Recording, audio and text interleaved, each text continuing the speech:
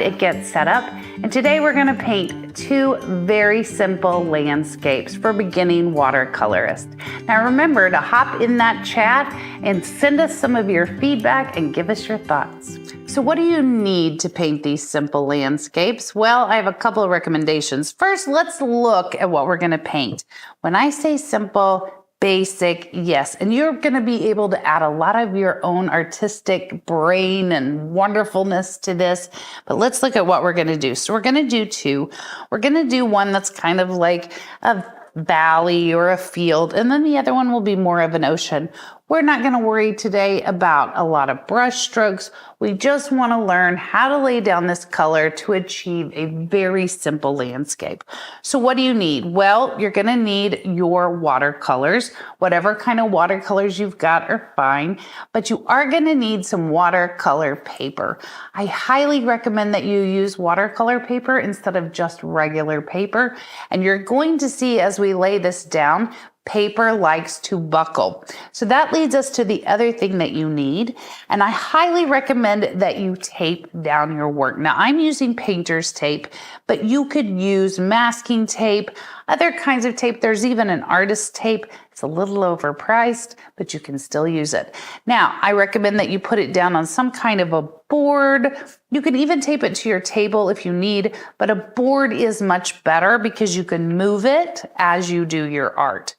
So I have cut a piece of paper in half. So this was a 9x12 sheet of paper that I cut in half. So now I have two different sheets. I'm going to paint two different landscapes, right? So this first one that I'm going to paint is going to be this one over here. And what I'm going to do is to paint this first one that's going to be more of our valley. And then the next one that we'll do our water. You need to have 2 cups of water. Always when you do watercolor, have 2 cups of water, one for cleaning and then the other one to try to keep clean. Although I get it dirty all the time, it happens.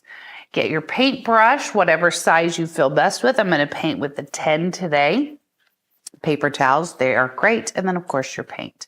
So I'm going to turn this around right now. The first one we're going to paint, we want to draw a horizon line that's kind of lower at the bottom.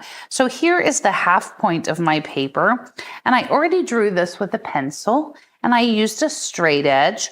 You can just draw it on there if you want, but I wanted to make sure that I drew my horizon line. That's going to kind of tell me where to stop painting.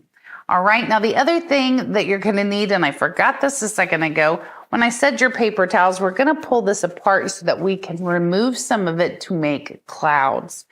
All right, so let's start. Now you can see what colors that I have here. These are the colors that I want to use. I don't want this to be paint by numbers. I want this to be you making choices. Yes, I can teach you techniques, but the artistry comes from your own beautiful artistic brain. All right, so I'm going to get some water. And I am going to lay it down to get my paints kind of what we call charged. Now, if you have paints that are already in a palette and they're dry, you should spray those down with a water spritzing bottle. We call that charging our paint. I would say at least 15 minutes, if not more.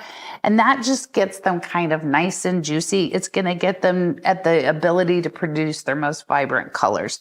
So we're going to paint blue, and then we're going to go into a pink, and then we're going to go into a yellow. We don't want this to be thick. We don't need this to be that butter consistency. We want it nice and light. So I've got a little bit of this cobalt blue, and I'm just going to mix it nice and light. Okay, just like that. Give this a rinse, and then I'm going to do this with my rose color. I want it to be a really light pink. Just picking a little bit of this up. Now these are done with tubes. Tube paint gives you very vibrant colors, but if you don't have that, you're still going to do that with the palette that you have if there are more of those dry paints. Let's do this last one, a little bit of cadmium yellow, just like that. And what we're going to do on both of these is make our sky first. We're going to do something called a gradient. We're going to go again from blue to pink to yellow. All right. So I'm going to lay this down, and I want to lay down water first. So I'm going to get some water on my brush, and I'm going to lay that down all the way down till I get to that line. If you have a bigger brush that you would like to use for this section, you absolutely can. A lot of people like to use a flat brush when they're laying down a wash. I really like to use a mop brush, but today I'm just going to use my round 10. Making sure I get this whole area saturated. You don't want puddles. Puddles make everything look really weird. So you can kind of look at your paper. Like I can see right here, you can see I'm moving my head. I have a strip right here that I did not get. So I'm going to come back in and make sure I do that. Look at your paper and make sure it's kind of got a glisten. If you look at it with the light, you might have to tilt it a little bit. But that is how you can tell. Now, if you lay down too much water, you can use your brush to pull it up, or you can use a paper towel. Don't overwork it, just get it laid down. We're going to start at the top. Okay, I'm going to grab that blue. And you get to decide how deep you want this blue, how vibrant, okay? So I'm going to start at the top, and I'm going to pull this down. And when your artist brain says to you, hey, let's switch to the next color, switch to the next color, which is going to be that pink. Okay, it's okay if you have stripes in it like that. Remember, you're painting a beautiful sky. Skies have all that lovely texture. Let's switch to that pink at some point, and then we will do the yellow. So I'm grabbing that pink. Look how nice and watery that is. Now, do you see how I started below and I'm pulling it up into this blue? It's going to kind of give us a little bit of a purple. We're not pulling down into it, rinsing this out. And let's do that with some of this yellow. Remember, start at the bottom and pull up. So I'm going to go along this line right here. Now the yellow, we don't want to use too much. We don't want it to get too freaky yellow and be like, that's not natural, right? Now, if you don't like the stripes in it, you can add some more brush strokes to it. Now I'm going to take my paper towel before this dries. Tear it off. I want that nice jaggedy edge. And I'm going to put some clouds in this thing just by laying this down. Big clouds are closer to you. Smaller clouds are further away. You can get a new paper towel, you can turn it, you can reball it up, however you need to do to get those clouds in there. Now, it's very difficult to do this if your paint is too dry. We're doing a nice little wash here. We don't have to worry about it being really, really perfect, right? We just kind of want to have these colors melt together. Just be lovely. You can do some small ones, you can do some big ones, just play. All right? Super. And so we're going to let this dry.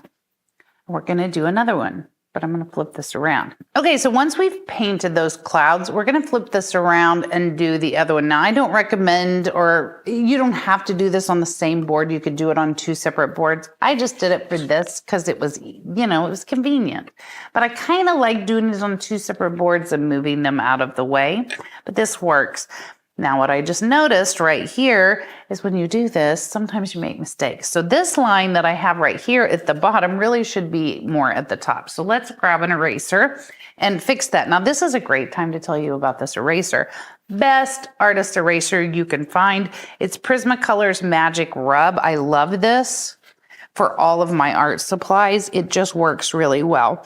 Now, anytime you're erasing on watercolor paper, don't just erase it so much that you're going to pull apart those fibers. Be gentle with it. The other thing to think about too is when you have watercolor paper, you want to be careful not to touch it too much because the oils of your hands get on there and it sometimes can mess up how the paint lays down. So just be very careful. So sometimes I kind of like to do this or even have a brush, and that will help get some of that off a little bit. Use my sleeve. Yeah, I know. Let's redraw that now, shall we? So you can use a ruler if you want, or you can just freehand it. Let's do this one similar to that one, but let's do it at more of the top right here because this is going to be an ocean. But we are going to start with the sky. Okay.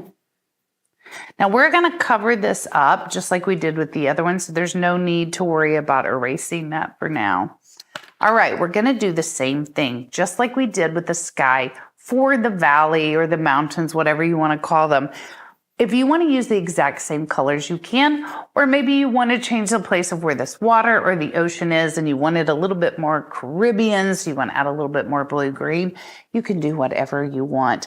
In this example that I did here, I did use a little bit more of a blue-green. So what I'm going to do is just grab some of that blue-green over here, get a little bit of water, a little bit more of that cobalt blue in there. It's just going to make it look a little bit different. All right, we're going to do the exact same thing that we just did. Let us lay down that water. All right, just plain old water on this first section. I also know that when you're starting watercolor and you have these lines right here that it can be a little bit intimidating as you get closer to that line. As you're starting the watercolor journey, be forgiving, give yourself a little bit of grace here and there to mess things up. That's how you learn. But don't worry about it being a perfect straight line either. Just paint. You will, those skills will come. Learn the techniques. You will get better every time you paint. Again, I'm going to check this, tilt my head a little bit. Make sure I don't have too much water down. As I look at this, I don't want any standing water. I have a little bit of standing water here, just a little bit. So what I'm going to do is just take my paper towel, kind of just dab it. Yep. And then I might spread that out just a little bit better because there is texture in this paper towel, and I don't need to have those little flower textures in there. Okay. So we start at the top, blue to pink to yellow. Okay, here comes that blue. Now remember, you're working in a little bit smaller space. You're starting to see your paper buckle a little bit if it's not taped down. And hopefully you're learning the value of taping down work. Let's grab a little bit of that pink. And then let's do some yellow. And if these colors are not vibrant enough for you, like you look at mine and you say, man, I need more vibrancy in there than that, do it. Absolutely do it. This is your art, my friends. So now I'm laying down that yellow, right? Same kind of deal. Let's grab our paper towel. Let's pull that off. And let's put in some clouds. I think taking something like this and saying, okay, I'm learning landscapes. I'm learning how to do these color washes or these gradient washes. I'm learning how to do skies and clouds. Painting them several times is how you're going to get really good at this. Just play. Play around, have fun, try different things. Do a landscape that you can see outside your window. One that you dream about, one that you saw years ago. Just play. That's how you're going to get better. All right, so this one is finished, and what we need to do is make sure for the next step that these pieces are very dry. So you have a couple options when you're drying work. Letting it sit naturally is such a great thing to do. I think that art teaches patience. I think that art is about just taking time to live in the moment and not focus on everything else that's going on in the world. And if you can do that, just grab some tea, go for a walk, let this dry naturally. I really encourage that. Now, I will also be very honest. This is life, and sometimes we like to speed things up.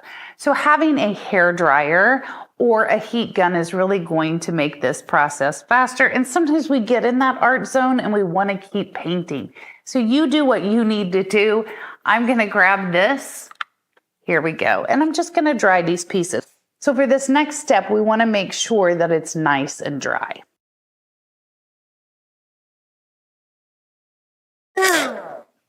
This is a heat gun. You can buy these really cheap. They're not very expensive, and it dries things. And yes, it's kind of like those heat guns that get really hot, so you want to make sure that you keep it moving. But another thing, like I said, you can do is a hair dryer. Sometimes we have hair dryers and then we want to upgrade to a newer, more fun model. Turn that one into a art one, or go to a thrift store. Sometimes you can find those. Okay, so we're gonna start with this one, and this one is our valley one, right? And so what we wanna do is we're gonna paint some valleys in here first. So let's talk about the colors that we need. And I am gonna show you how to take 2 colors and make a bunch from that, all right? So let's look at this. You can see that we have lots of greens in here. We have yellows, we have some blues in here. And what we're gonna do is lay down this color, lots of different greens in there. So how do we get those greens? All right, we're gonna start with just plain water, and I'm gonna switch to a different palette right here. All right, I'm gonna reignite this green. So this is a green that I used earlier. Now, I'm gonna get a little bit more and do another one here. I want like 2 to 3 different greens. Let's grab another one, put it over here. You can see I grabbed more paint, right? We wanna increase that value. All right, now I'm gonna give this a rinse. So how do I take these greens and make them different? Well, we tend to think, oh, okay, let's add a little white to one. Let's add a little black to one. Maybe you even think about adding a little bit of blue. No, we're going to try something different. So there's this thing called a color wheel. And on that color wheel, you have 2 colors that are opposite one another. Red and green are opposite. What they do is they make some of the most beautiful browns when put together. If we go 50% red, 50% green, we're gonna get that brown. But what happens if we do 10% red to our green? Well, let's see. All right, so I'm gonna take this red, all right, the red over here. I'm gonna put some over here just so you can see this a little bit better. Here's our initial green, right? This is a very vibrant, almost not natural green. That kind of green doesn't really occur in nature. If I take some red, just a little bit of red, and I add it to this, you can see how I went to brown. Let's add a little bit more green. What I'm going to be able to do with this is make some of the most brilliant and interesting greens. Look at that one, okay? And I will put that on to this here in a second. That's an olive green, like a nice olive green. Now rinse my brush and grab some more red. Now remember, this is all about complementary colors. I'm gonna grab some more of that red and go into here. Now you don't always have to go to brown. That's just kind of showing you how if you do a lot of red, you're gonna go to brown, but it still has a little bit of green tint to it, right? I'm gonna rinse that out and add a little bit more green until I get the exact color that I want. Now this is where I really recommend that you do test swatches. All right? Test swatches. Now I don't have a lot of paint right here. You might want to do it a little bit more. And then here is my last green. Look how vibrant that green is, right? Let's add just a little bit of red, just a tiny bit of red, not as much as I have been. And what that's gonna do is, I like to say it's gonna chill that green out so the green isn't so vibrant and crazy. Now the other thing that we do is we paint light to dark. Opposite of acrylic paints, opposite of oil paints. We start light and we go to dark. Those go dark to light, all right? So we're gonna want a lot of water with this. Let's grab our brightest green. That means it's not the darkest green. And we're going to paint in just like a little valley here, right? We're gonna go up and down and we're gonna go over this line. All right, we're gonna go up and over that line. You can go up as high as you want. You can come down as low as you want. Just make sure it is staying within that line.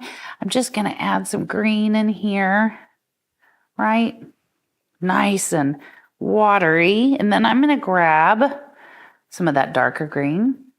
And add that in there. And then I'm even going to grab some blue and some yellow. Just lay that in there. This is called wet on wet. And we are just playing. There's no way to tell you, lay it down here and lay it down here. That is just not fun. If you're following this recipe exactly, I want you to just grab it and lay it down. We're laying down that blue. Grab some yellow. Put some yellow in there. And then we're going to do some more green. I'm going to grab some yellow. And I know at first this looks obnoxious, right? But it's all going to bloom into each other and be absolutely stunning. Let's put down some more green. As long as this is wet, you can keep adding. Notice I'm not dragging the paint. I'm just kind of tapping that color in. I'm going to make up some more that's a little bit more vibrant. Let's start adding that in. Now we got to let this dry again. So when you get to a point where you feel happy with this, when your artist brain is satisfied, and for some of you, you're going to see where you want to add a few more peaks and a few more valleys, and that's fine. For those of you that are very beginning, we're just making some peaks and valleys. I want to put down a little bit more blue in here, just touching that in. And you can always come back and do more if you want. I have painted a very light version of this today.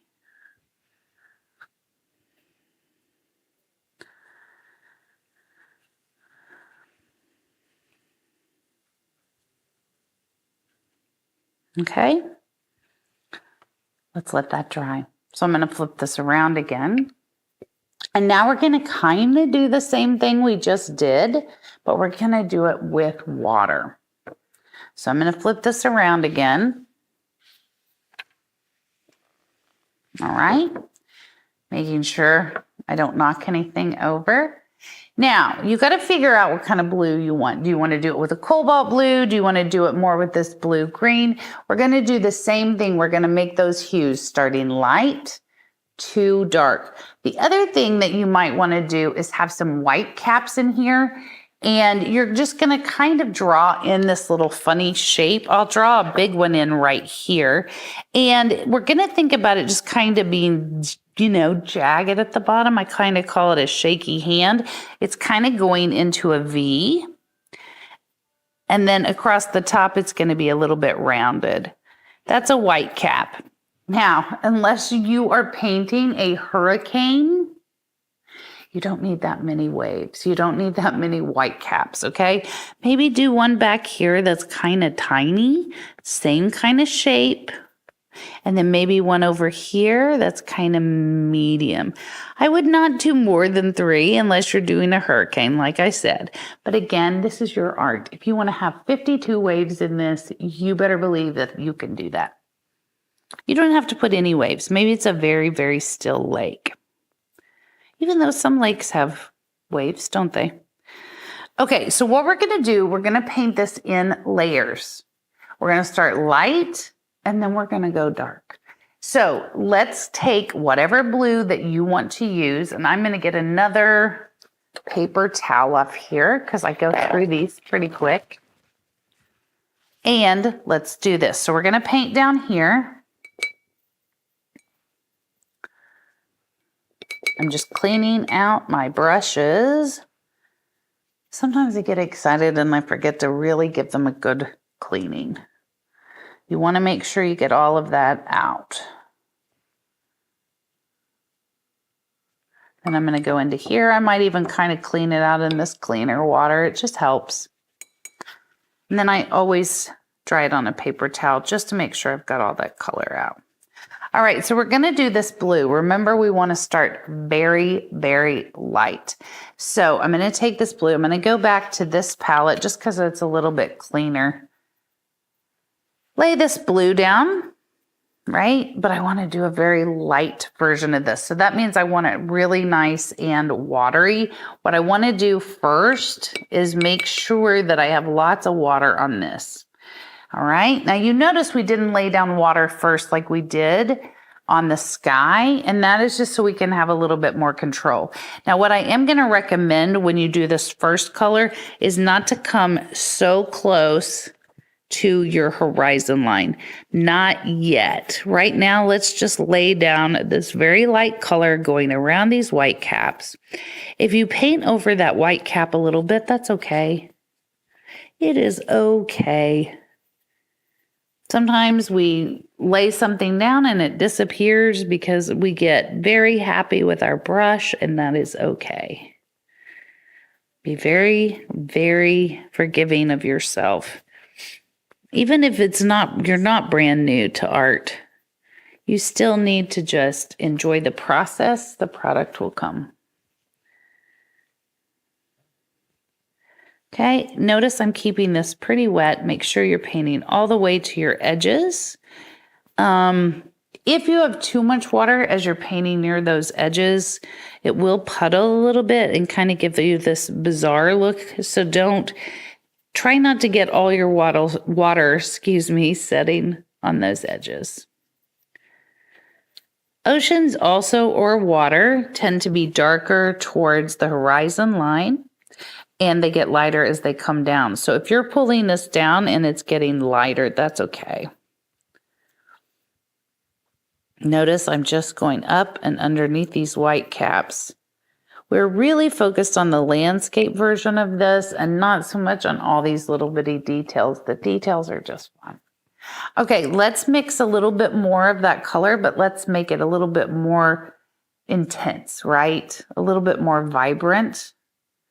So I'm just adding more color. That was a lot of water, maybe 50% water. No, it was more than that. Let's say it was 60% water, 40% color. So now let's increase that. We're going to start near the back, and we're just going to pull this in. Remember, this is wet on wet. If you're not able to pull these colors and get these blooms, it just probably means you need a little bit more water. If it feels very dry, that's when you need a little bit more water. If you're getting huge, humongous puddles everywhere, it means you're using a little too much water. Now notice when I'm pulling this, I'm not painting as much as I was. I'm just kind of laying down some lines here and there. They're going to bloom out. This is one of the joys of watercolor. But see how I'm leaving some space in there, but I am making sure to come up underneath these white caps, right? Now, you can always erase that line before you start painting if you feel like that's something that's standing in your way. But I believe because of the way we're painting this, we can kind of paint over those over those pencil lines. Okay. Making sure I pull it all the way to the edge. Let's do it again. Let's make it darker. So what we're doing is we're just layering it. We are making sure that every time we do this, we're getting darker. I'm using less water, more paint, right? Still watery, but it's more pigment. Okay, let's do it again. This time, as you come across, I'm going to go up here a little bit more. Let's not do so many lines. See how I'm just doing a couple here and there? Coming up, some of this white cap that I did has disappeared, and that's okay because I can just kind of reshape it with my brush. You do want to make sure underneath your white cap that it's nice and dark. Okay. And you can layer this as many times as you want. You can keep getting darker and darker. Or when your artist brain says that's enough, then say, okay, that's enough. You can also let it dry and then come in and add some more lines coming through it if you'd like.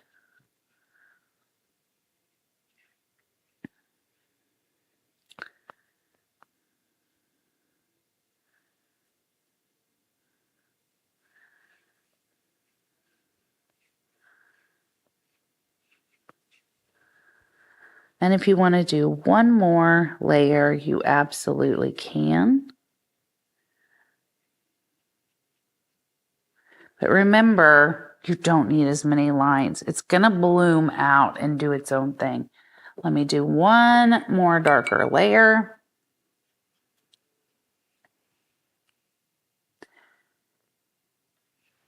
So you can see every time I add, this gets thicker and thicker. We are a little bit thicker than melted butter right here, right? But I am going to have to add a little bit of water to it and then add a little bit more color.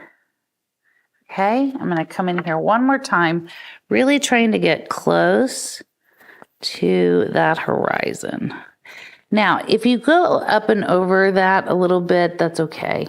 I'm going to show you something here in a minute that you can do to fix it. See how I'm just laying down less and less as I come around? You still want to focus in underneath your white caps. Just like that. It's the part you really want to make sure you get.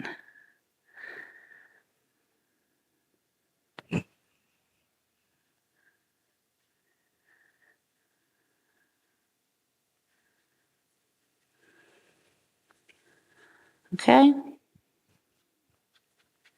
Just play. All right, so let's let that one dry. Let's flip this around and let's add some trees. Now, if this is not dry, you're going to want to dry it either naturally or with your heat gun or hair dryer. So let's flip this around and let's see where we are. Again, I don't recommend touching it. I need to give it a little dry. Okay, so now that this is dry or dry-ish, it's okay if it's still a little damp, but we don't want it too damp. What we're gonna do is add some really simple trees. We need the ability to have them nice and thick, but we also want them to be able to switch up colors. So let's take our green, okay? This nice, beautiful, vibrant green. Remember how we did that earlier? We just add a touch of red. I've got a little bit of this pink right here, which can act like red. And I'm just going to add this. Remember, we want to go light to dark, but we can't have these super, super thin. So I want them to be vibrant. So I've got my paint on here. And all we're going to do is just paint some little trees. Okay? Just super simple like this. You can make them really tall. You can make them really short. And you can make them in bunches. You can do them across the whole thing. Do you see how I'm just using the tip of my brush? That is all. You can have one that stands by itself. Just whatever your artist brain tells you to do today. Okay, I'm going to do some over here on this side as well. You can think about them kind of being in these clumps, little clumps of trees.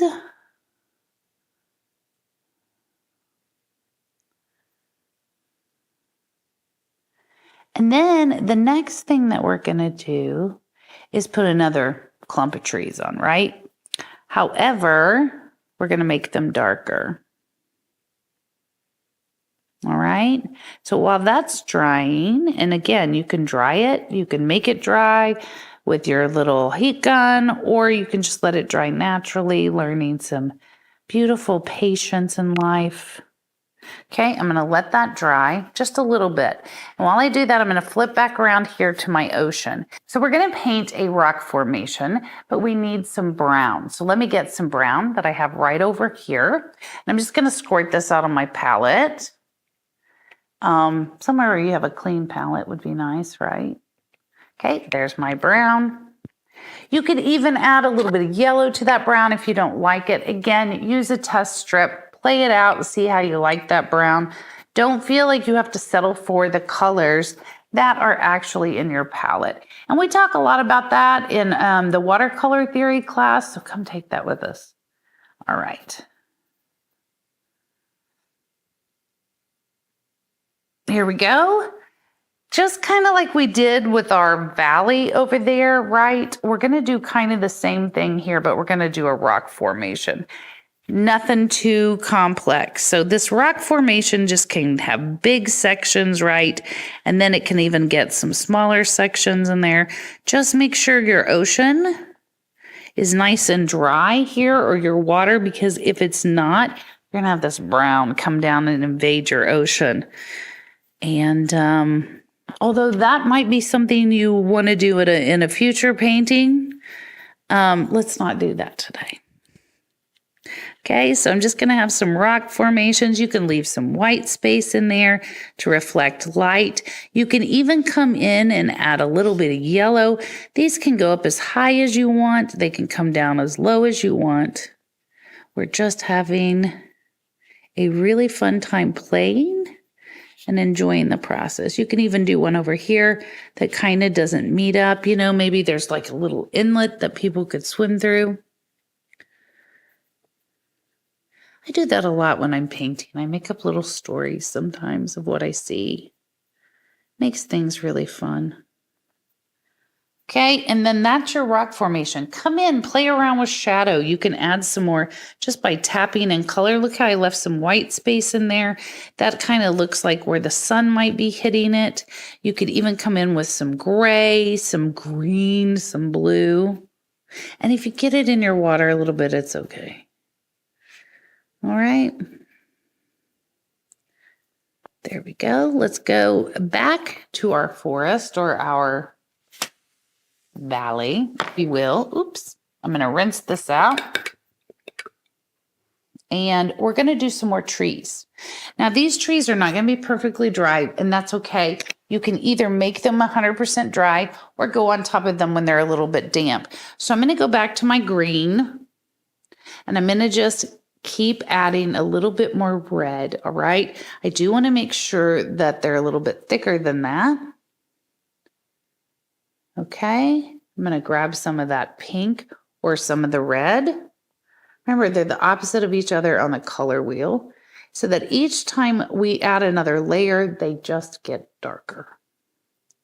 All right, so here we go. We're just going to lay that down. It's a little too watery. I'm just going to tap it on my paper towel and just add this in. And you're going to keep doing this over and over again until your artist brain is satisfied that you have these wonderful, areas of trees. This reminds me so much of my grandparents' farm every time I paint this. You can come down a little bit further onto your valley. If you want, you can paint some trees down here as well. Okay, and I'm not going to finish this side out yet. I'm just going to stay over here so you can kind of see what I'm doing. So all I'm going to do the next time I do this is I'm just going to keep adding that red or red pink to this just to keep making it darker and darker. Look how that green just comes out darker. Giving it a little touch, right? Now I'll do it over here since this is a little bit more dry. This I need to let dry a little bit, but you can see how much darker this one is, right? And just keep adding. And there's no like, oh, I need to grab really tight and I need to paint these beautiful trees. That's not what this is about. We're just laying down some color to make these very nice, simple landscapes. One last little thing I want to show you. And that is how to make a bird. Just a sweet little bird. Now, when we were young, I don't know if you did this, but I used to draw little letter M's for my birds. This is kind of similar, but we're going to do V's, right? So you can do this with whatever color you want, maybe a black. I'm going to use this brown because it's right here. I'm going to use the tip of my brush. Now, if you want to switch to a smaller brush, you absolutely can, friends. Play around until it feels good. I do want to pull a little bit of this out. If you feel a little uncomfortable painting so small, use a marker. Why not? Okay, I'm going to come in here. I'm going to just do these tiny little V's like this, right? Thinking about a bird. Do they travel together? I probably shouldn't use brown. That looks a little weird, so use black when you do it. but I just want to show you with what I've got right here. I always like painting these, and then I like to paint one back here. The little bird that's just having a hard time keeping up with the others. And you can fill your whole sky with these birds. Put some over here. Just make these paintings your own. Take the skill or the technique that I've taught you and make it your own. That is how you're going to improve as an artist. And that is all, my friends. So thank you so much for stopping by and learning how to do simple landscapes on your watercolor journey. Go create something beautiful.